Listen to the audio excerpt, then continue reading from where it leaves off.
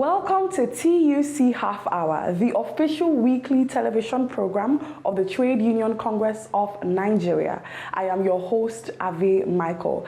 Last week was packed with deliberation meetings, workshops, and conferences by various organs and affiliates. And of course, TUC Half Hour was present to cover most of these events. But before we dive into the recap, let us reveal our trivia question for the week.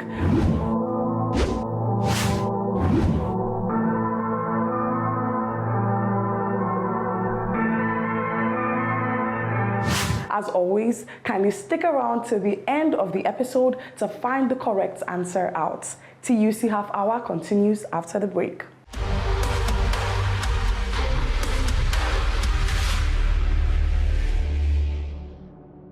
On Tuesday, the 26th of November 2024, at the National Air Force Conference Center, Kado, Abuja, a national executive meeting held, which had in attendance national leadership, secretaries to the TUC, affiliate unions, and state council chairmen to discuss strategies, policies, and issues affecting the labor movement as well as its members. This event featured the inauguration of 2 new national officers. Let's take a look.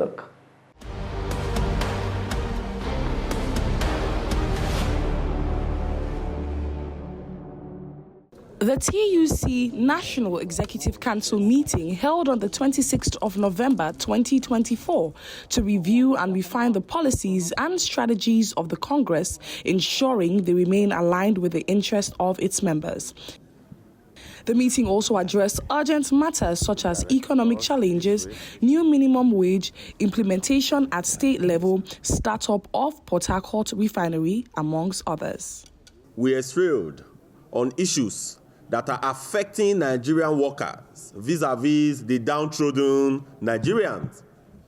We examined the issues that are bordering on minimum wage. And as you could recall, the Minimum Wage Act was signed into law sometime in July. And since this was signed, a lot of states, they've started making pronouncements, announcing different figures as their minimum wage. The NEC of TUC rightly observed that it is not just sufficient for you to keep announcing minimum wage of 70,000, 80,000, 90,000 as the case may be. But it boiled down to issues that is bordering on consequential adjustment. Now, most of these states, as we speak, they have not effectively carried out a proper consequential adjustment. So we are calling on such states to sit down with the organized labor to draw up the table as regard consequential adjustment so that workers across each of these states will start benefiting from the new national minimum wage. So we call on these states to quickly, as a matter of urgency, to implement the new minimum wage with its consequential adjustment. Comrade, recently you heard that government, they've rolled out issues that is bordering, that they call tax reform. 4 bills are currently sitting before the National Assembly on the tax, on the Nigeria tax reform. From the Trade Union Congress of Nigeria, we are saying that as of today, the downtrodden Nigerians, they are passing through excruciating hunger and they are passing through pains as we speak today. Yes, government has said that for those that are around minimum wage, that there is going to be tax relief. But we hereby call that net should be expanded much more. That net should be expanded to give more Nigerians tax relief so that they could be able to use their earnings to cater for their families. Because as you rightly know, the cost of goods in the market is outside the roof. School fees has gone above board. Electricity, same thing. PMS, same thing. So we want government to expand the net of those people that they want to give tax relief. It is very, very necessary and it is very, very urgent. Then for those as well that they are increasing their taxes, we want them to have a rethink, because this is not the time where you have to increase the tax burden of the citizens. Because if you keep increasing the tax burden of the citizens, it is one of those things that leads to tax evasion. As you rightly know, that sometime yesterday, the GDP result came in for the quarter that just ended. Yes, why we are quite happy that the economy is growing. But when you disaggregate that GDP figure, you could see that the service sector contributed over 50% to the growth of that of the GDP. And the banking sector contributed the highest in the service sector. We love that. That is quite good. But government must design policies whereby the agricultural sector, the manufacturing sector, the real estate sector, the construction sector will begin to contribute much more to the GDP. Government should encourage these banks to lend much more to the real sector of the economy, because it is that sector that hired a lot of Nigerians, that could hire a lot of workers, because we want Nigerians to be engaged. So we hereby call on government through CBN to come up with robust policies that will encourage the banking sector to lend much more to the real sector of the economy, so that more jobs could be created. Then on the issues about unemployment, if you remember at the time, our unemployment rate in Nigeria was well above 35%.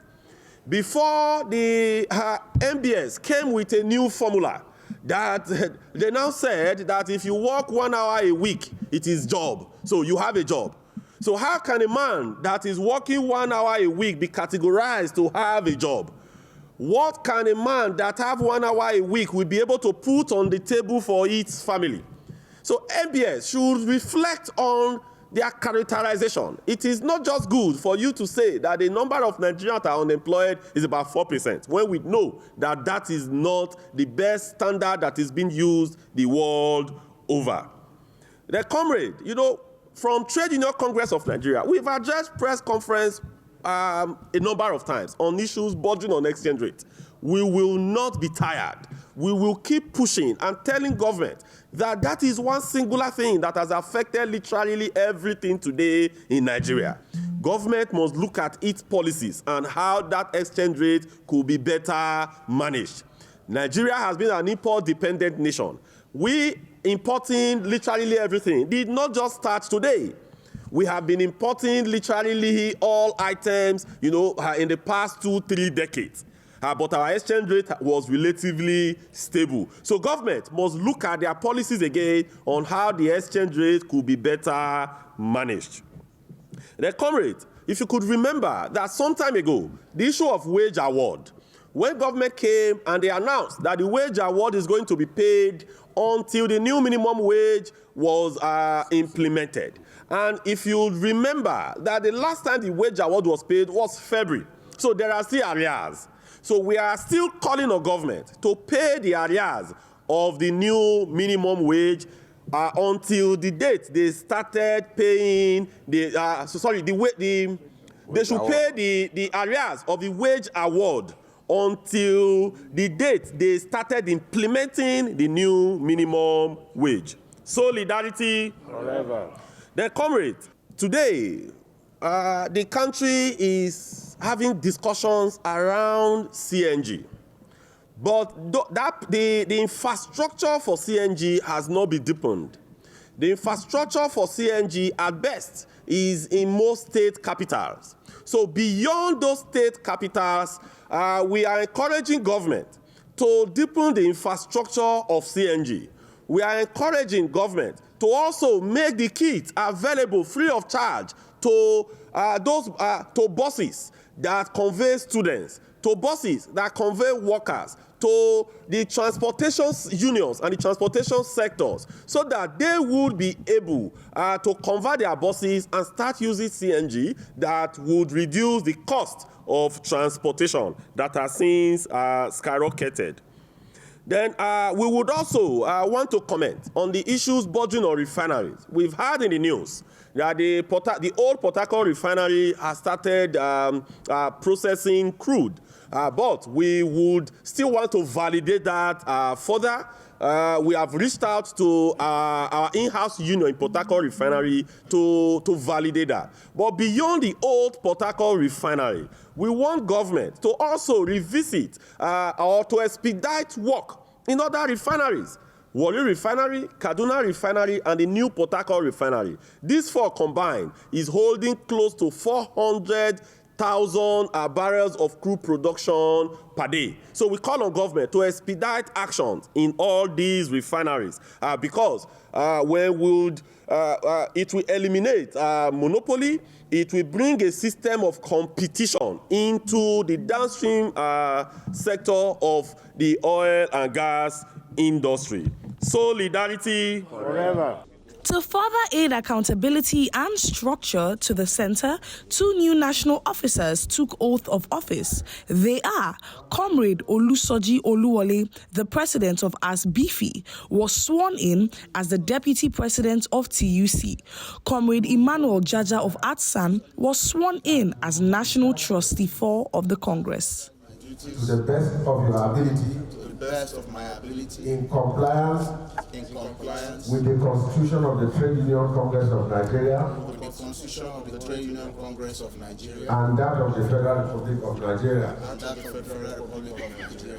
And that you will be fair. And that I will be fair. In whatever decision you are going to take. In whatever decision I'm going to take. In the overall interest of the working people in Nigeria. In the overall interest of the working people in Nigeria. That you will not allow your personal interest. I will not allow my personal interest to interfere in your official function. To interfere in my official functions. And so help me God. And so help me God. Congratulations, Comrade. There is victory for us. Victory. There is victory for us. In the struggle. In the struggle for our members. There is victory for us. Forward. Forward.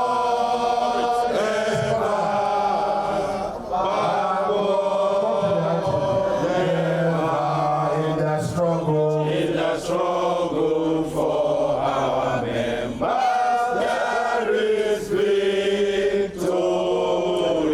Isoleto. We Africa. Aluta. Victoria. What we want to do much more into next year is to advocate more, to represent our workers, to increase the effective representations of our workers. Yes, we have been doing that over the years.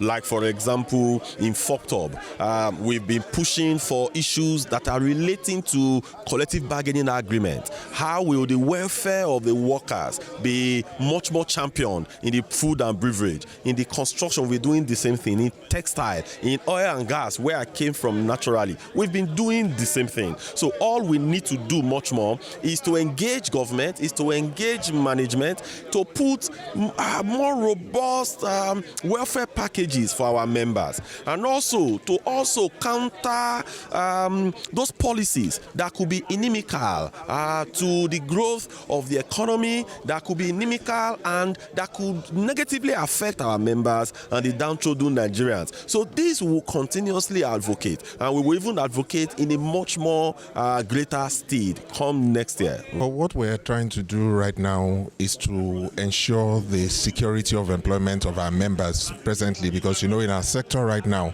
we are faced with the government order on recapitalization, and we know that when recapitalization comes, it comes with mergers, it comes with acquisitions, with duplications of jobs, and with the risk of people losing their jobs.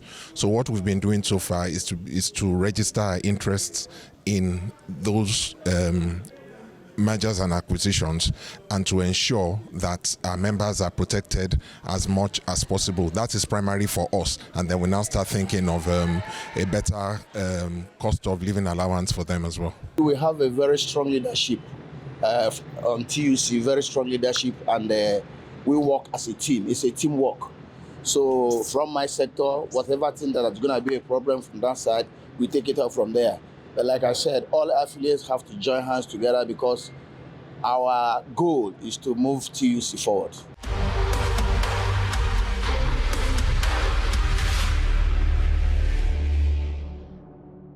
The Registrar of Trade Unions, Ministry of Labour and Employment held a 2-day workshop with the theme Best Practices for Social Partners Engagement in a Challenging Economy. This event was flagged off by the Minister of Labour and Employment, Dr. Mohammed Megari. TUC was present. Let's take a look.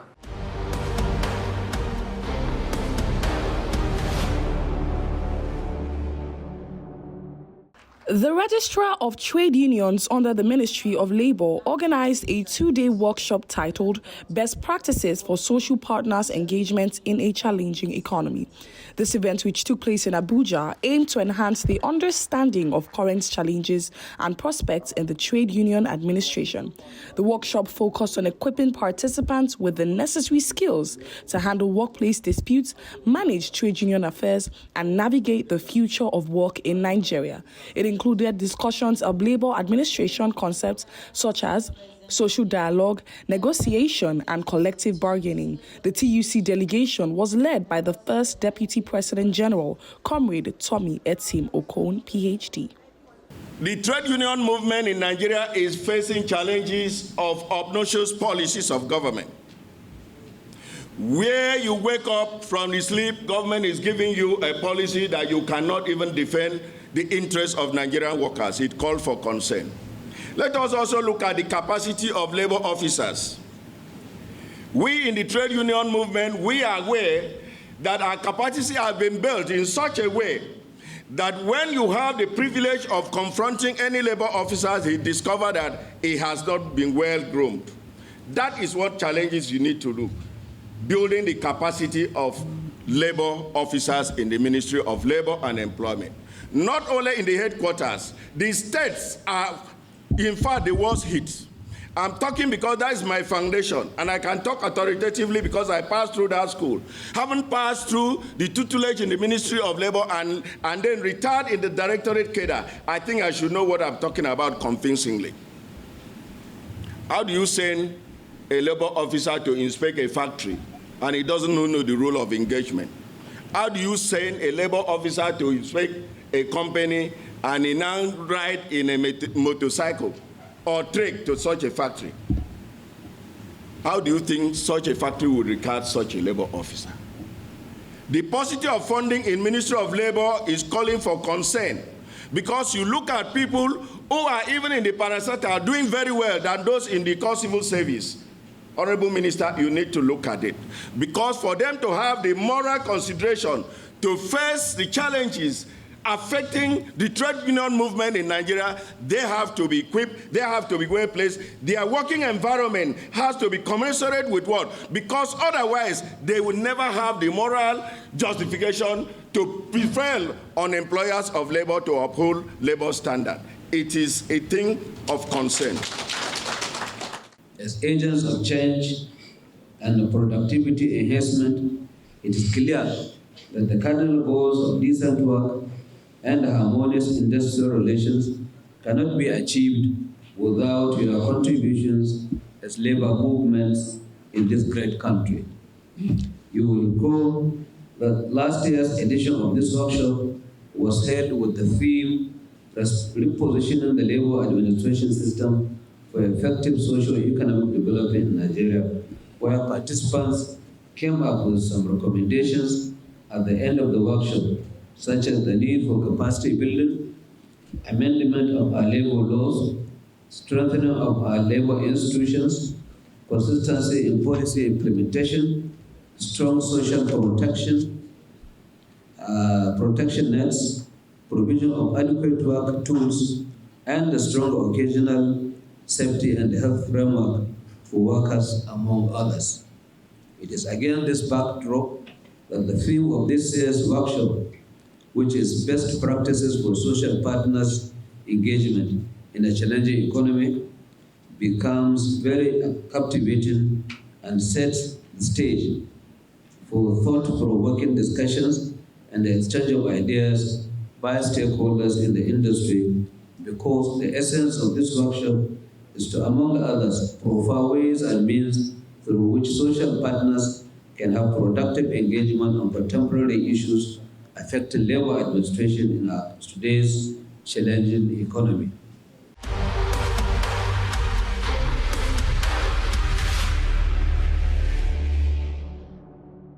The Senior Staff Association of Universities, Teaching Hospitals, Research Institutes and Associated Institutions held a conference and workshop on Thursday, the 28th of November 2024 with the theme Importance of Trade Unionism in a Challenging Economy. TUC was present. Let's take a look.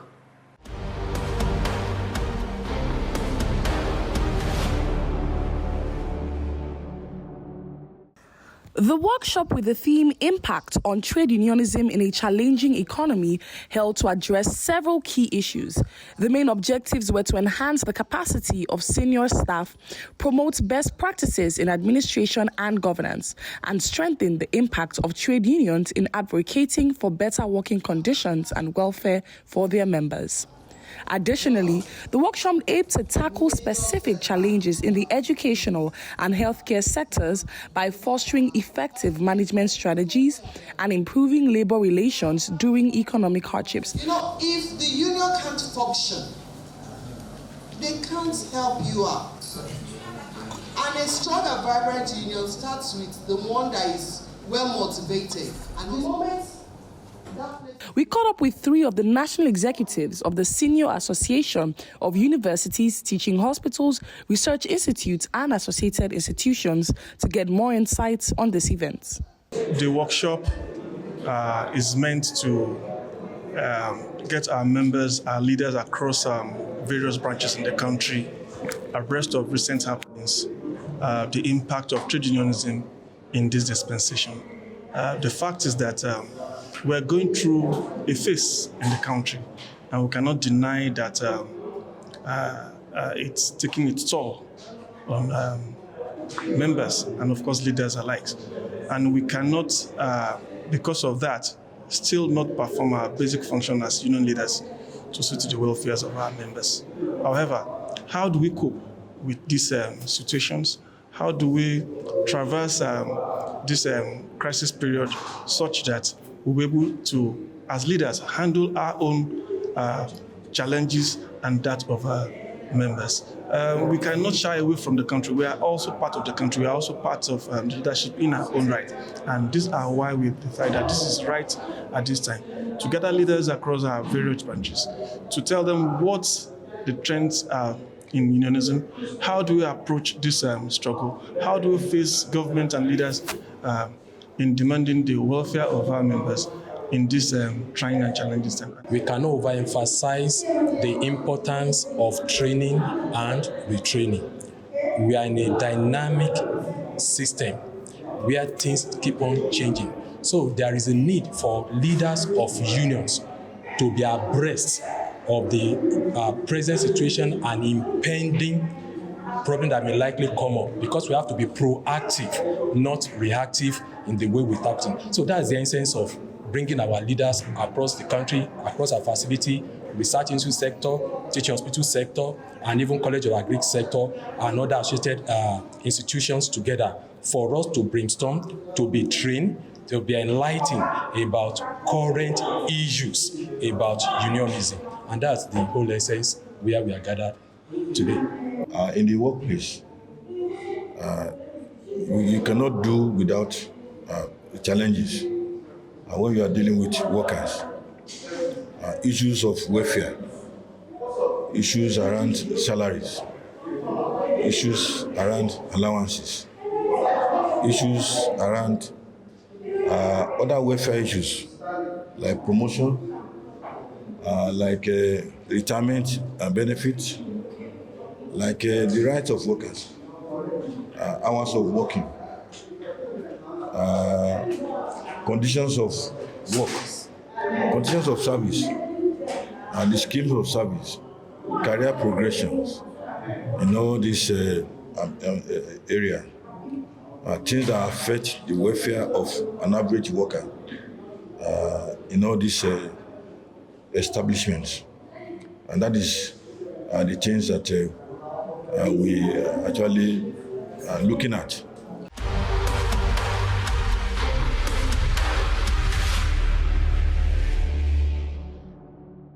Well, that's a wrap on the program today. Thank you for tuning in. But before we draw the curtains, let us find the answer out to our trivia question for the week.